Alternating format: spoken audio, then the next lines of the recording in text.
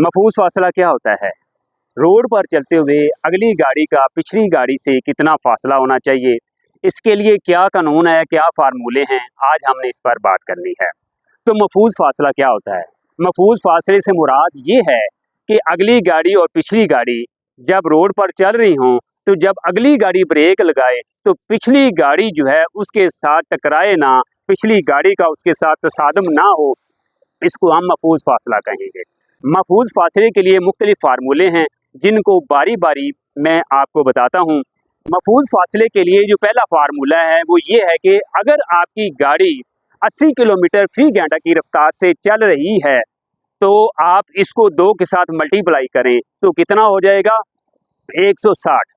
तो आपका अगली गाड़ी से महफूज फासला ये है कि आपकी गाड़ी 160 फुट के फासले पर हो, इसको हम महफूज फासला कहेंगे। इसी तरह अगर आपकी गाड़ी 100 किलोमीटर फी घंटा की रफ्तार से चल रही है तो इसको दुगना करें तो ये 200 हो जाएगा। मतलब ये कि अगर आपकी गाड़ी 100 किलोमीटर फी घंटा की रफ्तार से चल रही है तो फिर महफूज फासला 200 फिट होगा। आम हालात में मौसम जब कि ख़राब नहीं है, कोई आंधी नहीं है, तूफ़ान नहीं है, बारिश नहीं है और फोग नहीं है, धुंध नहीं है, तो फिर तो ये फासला ठीक है कि जैसे कि 100 किलोमीटर की रफ्तार से गाड़ी चल रही है तो 200 फुट होना चाहिए। लेकिन अगर आम हालात हैं तो फिर अगर गाड़ी 100 किलोमीटर की स्पीड से चल रही है तो उसका फासला भी 100 फीट होना चाहिए, ये महफूज फासला होगा। ये थे 2 फार्मूले रफ्तार के हवाले से। अब हम आते हैं 3 सेकंड का कानून।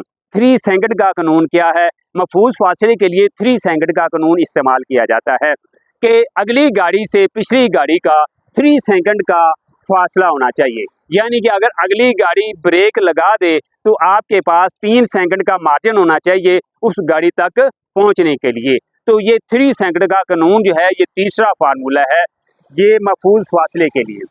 तो अब आपको पता चल गया होगा कि अगली गाड़ी से पिछली गाड़ी का महफूज फासला क्या होता है।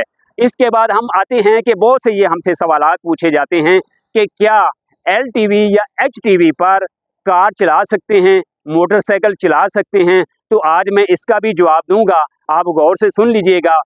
मोटर व्हीकल आर्डिनेंस की दफ़ा 7A उसमें HTV लाइसेंस का जिक्र है।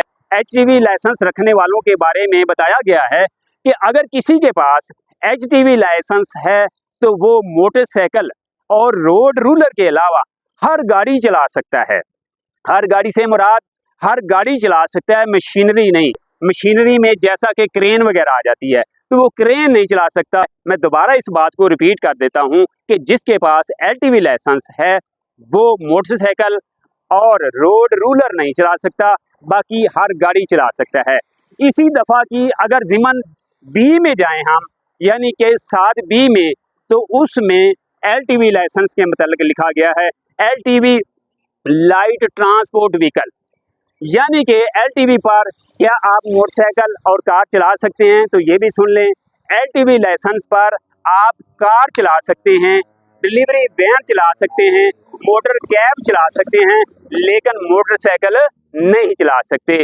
तो यहाँ पर सवाल ये भी पैदा होता है कि मोटर कैब क्या है, डिलीवरी वैन क्या है? तो डिलीवरी वैन से मुराद ये है कि जो गाड़ी लोडर गाड़ी है उसका अपना वजन और उसमें इतना सामान लोड कर दिया जाए कि ये तमाम जो वजन है ये 5000 पाउंड बन जाए, तो उसको हम डिलीवरी वैन कहेंगे।